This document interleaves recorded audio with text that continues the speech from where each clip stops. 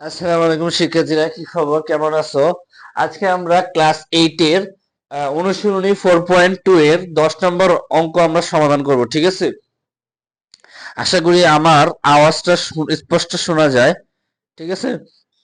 আচ্ছা, ঠিক আছে, তাহলে আমরা শুরু করে দিই। আমাদের কিন্তু 4.2 এর 7 থেকে 9 পর্যন্ত কিন্তু সমাধান করা হয়ে গেছে। তোমরা প্লে লিস্টে গিয়ে, অর্থাৎ SF ক্লাসরুম বা যে অন্যান্য চ্যানেলে আছে আমার, ওগুলোতে গিয়ে তোমার প্লে লিস্টে গেলেই তুমি সবগুলা, মানে চ্যাপ্টার 4 এর সবগুলা একসাথে পেয়ে যাবে। ঠিক আছে? তো একটা একটা করে দেখে নিও। তো আজকে আমরা 10 নম্বর অঙ্ক সমাধান করব। 10 নম্বর অঙ্কে এখানে আমাকে বলছে a = 7 হলে a³ + 6a² + 12a+1 এর মান নির্ণয় করতে বলছে। ঠিক আছে? তা আমাকে এর একটা ভ্যালু দেওয়া আছে, আমাকে এই প্রদত্ত রাশিটার মান বের করতে বলছে। ঠিক আছে? তাহলে আমি এখন সমাধান করব। চলো সমাধান করি। আমার এখানে দেওয়া আছে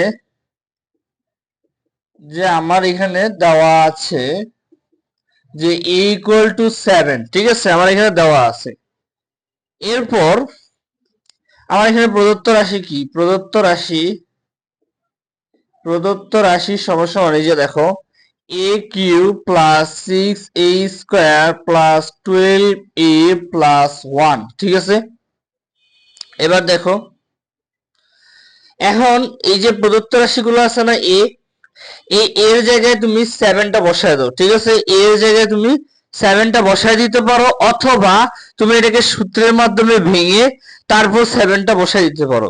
তাহলে আমরা চলো ডিরেক্ট না করে আমরা সূত্রের মাধ্যমে ভেঙে তারপর আমরা মানটা বসাই।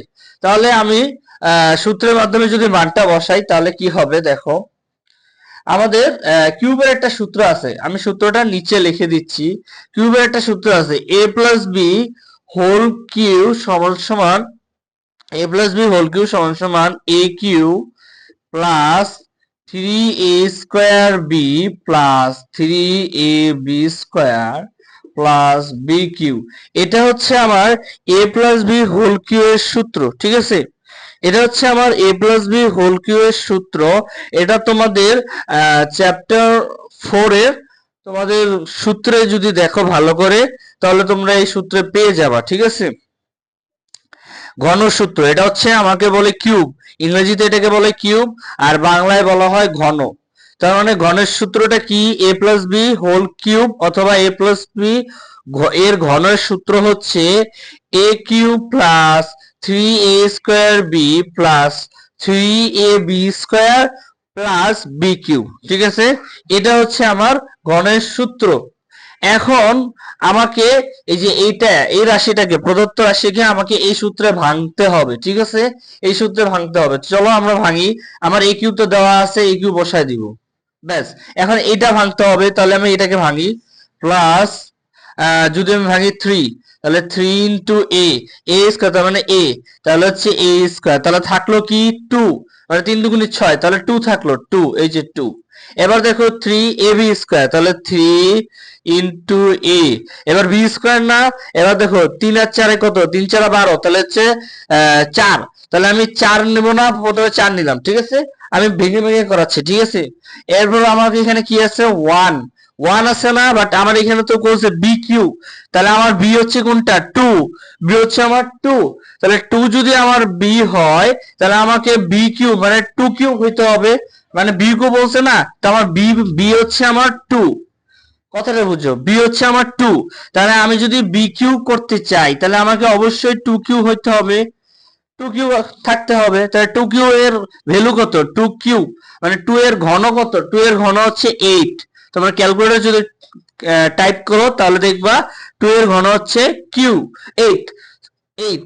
তাহলে এখন আমার এখানে তো 8 দেওয়া নাই, তাহলে আমার এখানে কিন্তু 8 দেওয়া নাই, আমার এখানে 1 দেওয়া আছে। তাহলে এখন একটা জিনিস খেয়াল করো, আমার এখানে যেহেতু 8 দেওয়া নাই, আমার এখানে 1 দেওয়া আছে, তাহলে আমি কি করব, জোর করে আনবো, জোর করে আমি 8 আনবো। তাহলে আমি 1 এর জায়গায় আমি এখানে জোর করে 8 আনছি। ঠিক আছে?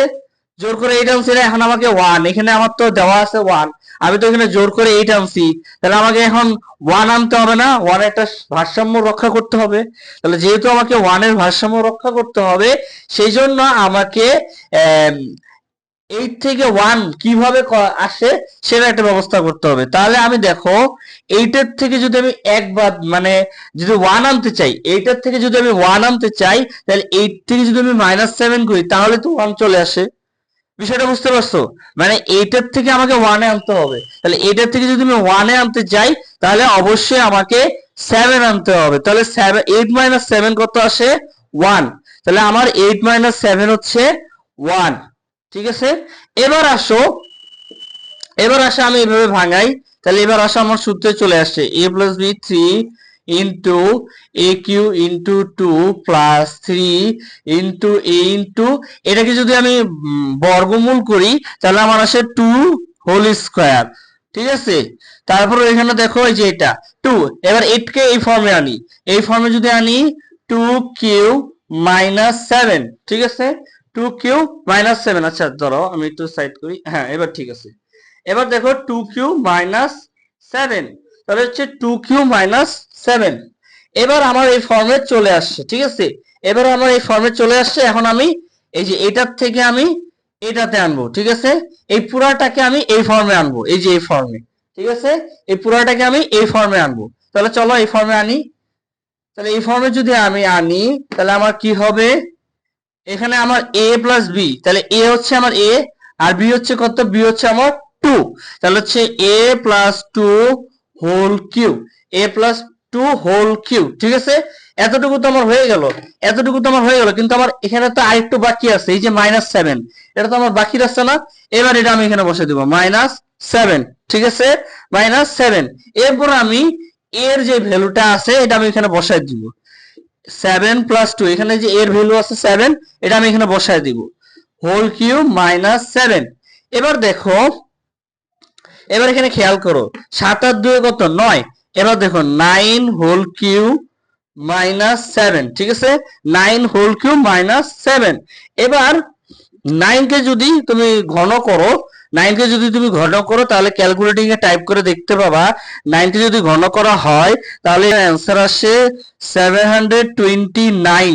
729 অর্থাৎ 729। ঠিক আছে, এবার 729 থেকে -7 করো, এই যে -7টা। তাহলে 729 থেকে -7 করলে যে অ্যান্সারটা আমার আসবে সেটাই হচ্ছে আমার, মানে যে ভ্যালুটা আমার আসবে, যে মানটা আমার আসবে সেটাই হচ্ছে আমার অ্যান্সার। তাহলে 9 থেকে 7 বাদ দিলে কত? 2, তাহলে হচ্ছে 222। এটাই হচ্ছে আমার অ্যান্সার। তাহলে আমার অ্যান্সার হচ্ছে 222। ঠিক আছে, এটাই হচ্ছে আমার অ্যান্সার। তাহলে আমার অ্যান্সার কত? 222। তাহলে আমার এটার ভ্যালু কত? 222। এই 222 হচ্ছে আমার অ্যান্সার। ঠিক আছে, এই 2 মানে 722, সরি সরি 722। তাহলে আমার 722 হচ্ছে আমার অ্যান্সার। ঠিক আছে, 722 আমার অ্যান্সার। তাহলে তুমি ক্যালকুলেটরে 9 কে ঘন করো, তাহলে দেখবা যে তোমার ক্যালকুলেটরে আসবে যে 729। এবার 729 থেকে যদি 7 বিয়োগ করো তাহলে দেখবা তোমার অ্যান্সার চলে আসে 722, আর 722 হচ্ছে তোমার অ্যান্সার। ঠিক আছে, আশা করি এতটুকু বুঝতে পারছো।